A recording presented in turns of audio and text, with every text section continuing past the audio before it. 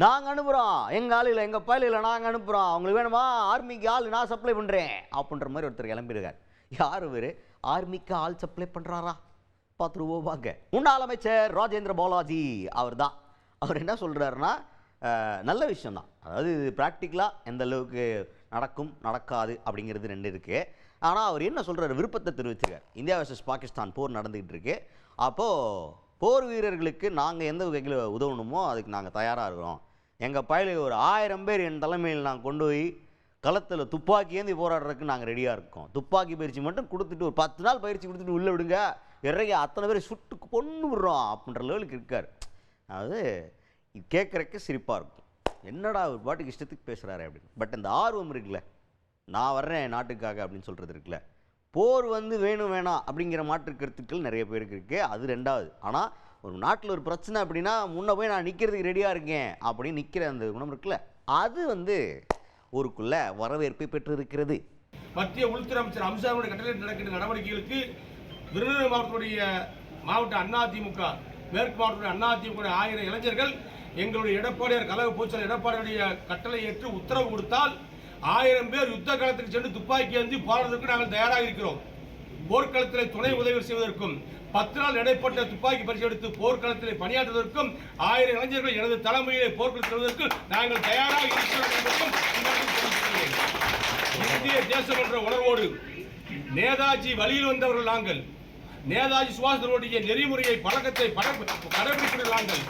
இந்திய ராணுவத்தினுடைய முழு சுதந்திர வேட்கையை தெரிந்தவர்கள் நாங்கள் என்ற காரணத்தினால் இன்றைக்கு 50 ஆண்டுகளுக்கு பின்பு இன்றைக்கு யுத்த ஒத்திகை நடக்கிறது.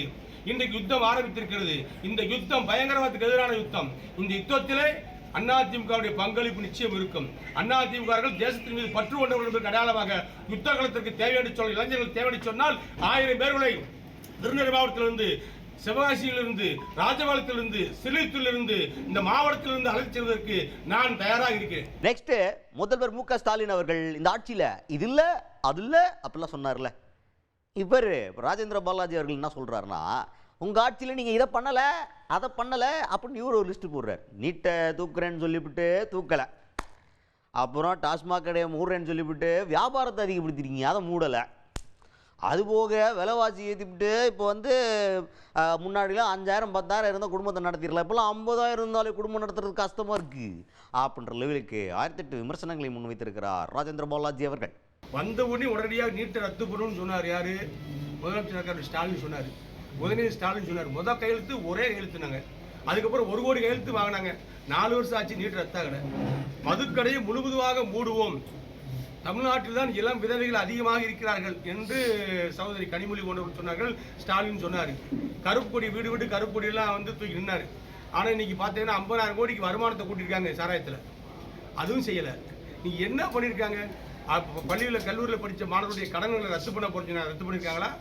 நகைக்கடன் ரத்து பண்ணியிருக்காங்களா? ஏற்றத்தாழ்வு இல்லாமல் பொருளாதார வேறுபாடு பாகுபாடு பார்க்காமல் நகைக்கடன் ரத்து பண்ணியிருக்காங்களா? எதுவுமே செய்யலையே.